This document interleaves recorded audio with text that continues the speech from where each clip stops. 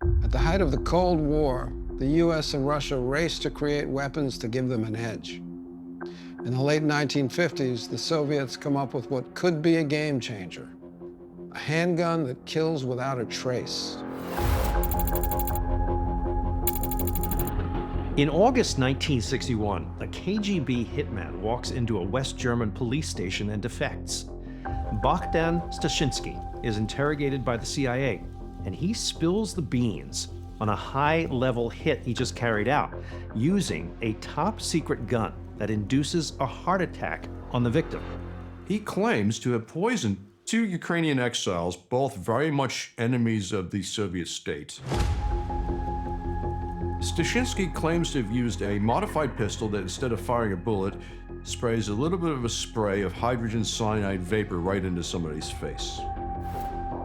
The CIA have never heard of a heart attack gun, but it inspires the agency to create its own untraceable weapon. And in 1968, a highly classified science unit, codenamed Project MK Naomi, gets to work.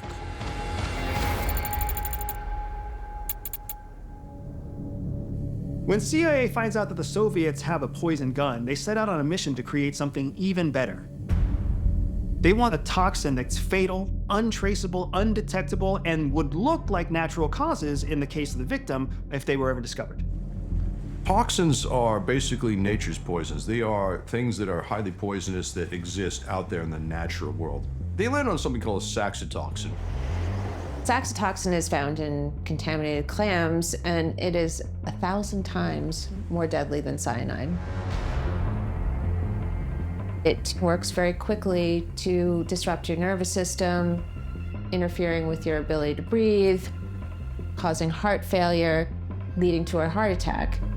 The toxin breaks down quickly and is likely to have disappeared before an autopsy is carried out. It's the perfect poison. The only problem is how to deliver it. The Soviet cyanide gun has a lot of drawbacks. You have to be very close to use it. You really had to get in somebody's face, and you had to kind of hope that the breeze wasn't blowing towards you. A change in the wind could make the person shooting the weapon the victim, plus you never know whether or not somebody else is going to be exposed to the cyanide. The obvious solution is to use a bullet, not a spray. But bullets create their own problems.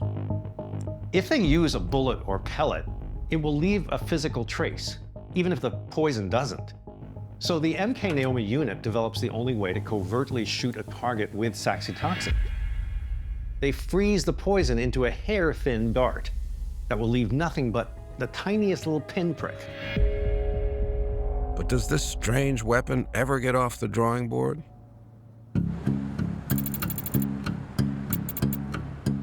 In 1975, accusations against the CIA lead to a congressional investigation, and the agency must answer questions regarding alleged criminal activity. CIA Director William Colby must bring out some skeletons from the closet, and he reveals Project MK Naomi. Congress gets to see more than just documents. Have you brought with you some of those devices which would have enabled the CIA to use this poison for? We have indeed. For killing people? Don't point it at me. It's the kind of thing that would make James Bond jealous. Does this pistol fire the dart? Yes, it does. CIA takes a Colt M1911 gun and actually adjusts it so that it can be fired from an electronic chamber, so it's silent, and it fires frozen darts instead of firing bullets. So that when it fires silently? Almost silently, yes. Very little. What range does it have? About 100 yards, 100 meters. About 100 meters range. Right. The heart attack gun is in many ways the perfect weapon. If you're the victim, you may not even know you were hit. You may only feel a sting, a pinch, or maybe just an itch before you have a heart attack and die. For the coroner or investigator trying to determine the cause of death, everything is going to look like natural causes. It's going to look like a natural heart attack. It's now clear that the gun not only exists, but it works. But who were the intended targets? In the wake of the Select Committee, the CIA is forced to release the largest ever cache of declassified CIA projects. Detailed within are covert assassination plans to poison Congolese President Patrice Lumumba and Cuban revolutionary Fidel Castro. In the 1960s, the US and Soviet Union vied to put a man on the moon. But what if they both succeed? Could the Cold War come to a head with a lunar shootout? Engineers at Rock Island Army Base specialize in designing weapons for combat on Earth, but regular guns may not do the job if war breaks out in space. So the Army set up a future weapons office to design weapons for astronauts. We can't go anywhere without taking a gun, even the moon. The moon is a new environment, and scientists have to now start figuring out how to make a gun or how to make artillery that will work as it does on Earth, but on the moon. First of all, the moon has a very thin atmosphere. Regular firearms need liquid lubricants to keep them in working order, but in a vacuum, lubricants are liable to evaporate. And so the gun's sliding mechanisms will jam. What's more, guns have recoil, the force that throws a gun back after it shoots a bullet. But in the moon's low gravity, the recoil from a regular firearm could throw the soldier back so violently that they could leave the lunar surface and just float off into space. A radical design is needed for a reliable firearm to protect astronauts. Enter the spring-propelled spherical projectile. By replacing the conventional firing mechanisms with a compressed spring, there are none of the traditional sliding parts. So it's less reliant on lubrication and less liable to jam or freeze in essentially a zero atmosphere environment. A spring propulsion system like this also is likely to have less recoil, ensuring that the lunar soldier doesn't get thrown back into space after they pull the trigger. Another hazard that could disarm a space soldier is the moon's extreme temperatures.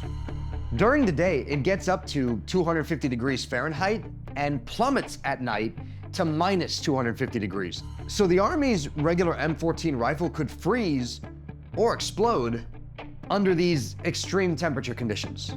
There's also the risk of the gun's metal parts fusing together in extreme sub-zero temperature.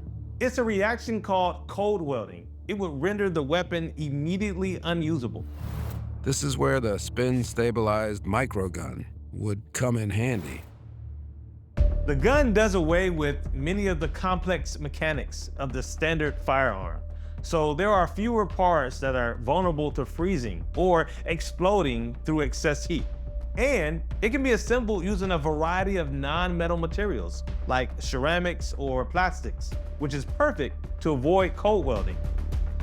It would shoot a 4-pound projectile, and it could travel at over 3,000 feet per second. This could go very far, very fast, with pretty good accuracy. But firing off a few rounds on the moon does come with a caveat. If you fire a bullet and it misses its target, that bullet could potentially travel through outer space forever. In 1965, the Future Weapons Office publishes their report, illustrating a space gun for every occasion. But none of the designs make it off the drawing board, because in 1967, the US signs the Outer Space Treaty, banning weapons on the moon. As long as there's conflict between nations, governments will continue to develop strange weapons, some that simply defy belief. Others, we hope, will never be deployed.